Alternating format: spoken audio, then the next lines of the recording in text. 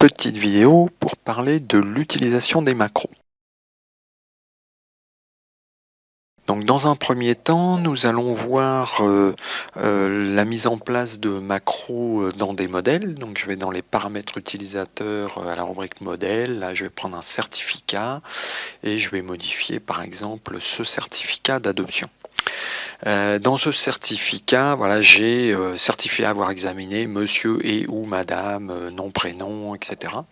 Bon, admettons que je veuille transformer ça ou que je n'ai pas la macro. Alors, première possibilité pour mettre en place des macros, dans le menu insertion, sur l'onglet insertion, vous avez la rubrique macro.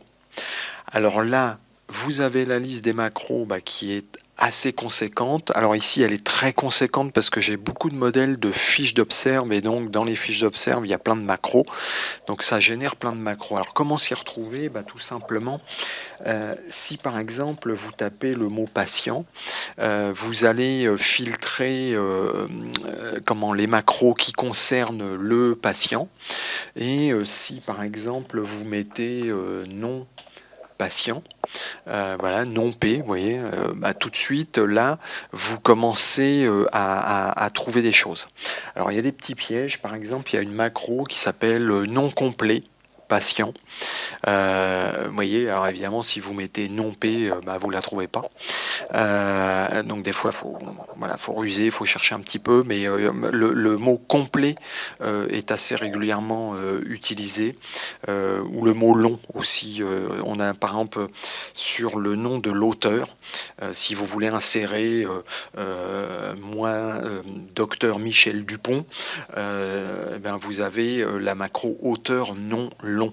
Le nom long, c'est docteur, prénom, nom.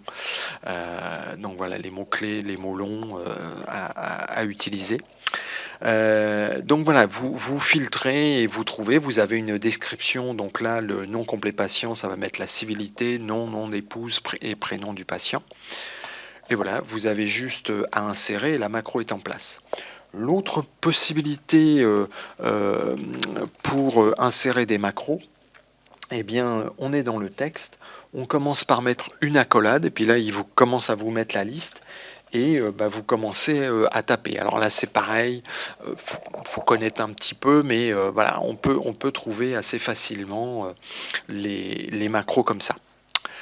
Et donc, on va prendre un dossier patient, on va regarder ce que ça donne à l'utilisation. Donc j'ai modifié mon certificat, c'était un certificat d'adoption, voilà, hop, je le prends.